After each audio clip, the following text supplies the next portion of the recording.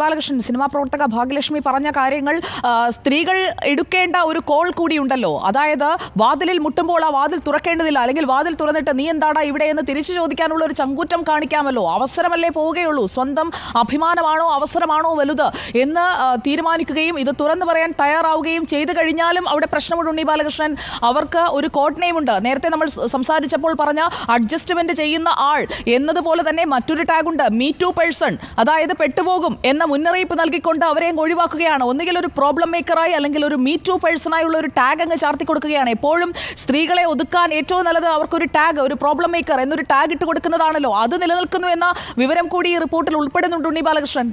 നിശ്ചയമായും അത്തരത്തിലുള്ള വിവരങ്ങളൊക്കെ ഈ റിപ്പോർട്ടിൽ ഉൾപ്പെടുത്തിയിട്ടുണ്ട്. അത് മാത്രവുമല്ല, സുജയ് ഇപ്പോൾ സൂചിപ്പിച്ചതുപോലെ ഈ പറയുന്ന വളരെ പ്രായം ചെന്ന പല പഴയ നടിമാരുമായിട്ടും കൂടി ഈ കമ്മിറ്റിയുടെ അധ്യക്ഷയും മറ്റ് അംഗങ്ങളും സംസാരിച്ചിട്ടുള്ളതായിട്ടും ഈ റിപ്പോർട്ടിൽ പറയുന്നു. ആ റിപ്പോർട്ടിൽ പറയുന്നത് പ്രകാരം പഴയകാല നടികൾ പറഞ്ഞിരിക്കുന്നത് ഇതൊക്കെ ഇൻഡസ്ട്രിയുടെ ഭാഗമായിരുന്നു എന്നുള്ളതാണ്. എന്നാൽ ഇപ്പോൾ സുജയ സൂചിപ്പിച്ചതുപോലെ പുതിയ തലമുറ അങ്ങനെയല്ല സുജയ. അവർ ഇത്തരത്തിലുള്ള അഡ്ജസ്റ്റ്മെൻറ്റിനും ഇത്തരത്തിലുള്ള കോംപ്രമൈസിനും തയ്യാറല്ല. നല്ല വിദ്യാഭ്യാസം നേടി പലപ്പോഴും വളരെ വെൽത്തിയറായിട്ടുള്ള ഫാമിലിയിൽ നിന്ന് വരുന്ന ആളുകളാണ്. അവർക്ക് പണം ആവശ്യമായിട്ട് വരുന്നവരല്ല. അവരെ സംബന്ധിച്ചിടത്തോളം അവരുടെ ഒരു കലാപ്രകടനം നടത്തുന്നതിനുള്ള ഒരു വേദിയാണ് അവർ ആഗ്രഹിക്കുന്നത്. അവർ അഭിനയ പ്രതിഭകളായി തീരാൻ ആഗ്രഹിക്കുന്നവരാണ്.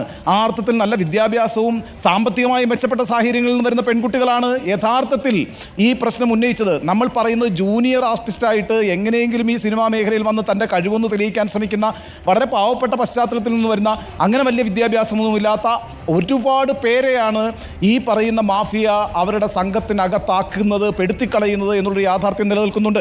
അപ്പോൾ അതുകൊണ്ട് ഈ പറയുന്ന പുതിയ തലമുറയിലെ എല്ലാവരോടും ഈ കാര്യങ്ങളൊന്നും നടക്കില്ല എന്ന് മാത്രമല്ല, ആ വിഭാഗത്തിൽപ്പെട്ട ആളുകൾ പരസ്യമായി പലതും വിളിച്ചു പറയാൻ തുടങ്ങിയതോടുകൂടിയാണ് യഥാർത്ഥത്തിൽ ഈ പറയുന്ന വലിയ മാഫിയകൾക്ക് ഇളക്കം തട്ടി തുടങ്ങുന്നത്. അതുകൊണ്ടാണ് ഈ പറയുന്ന മാഫിയകൾ ഭീഷണിയിലേക്ക് നീങ്ങുന്നത്.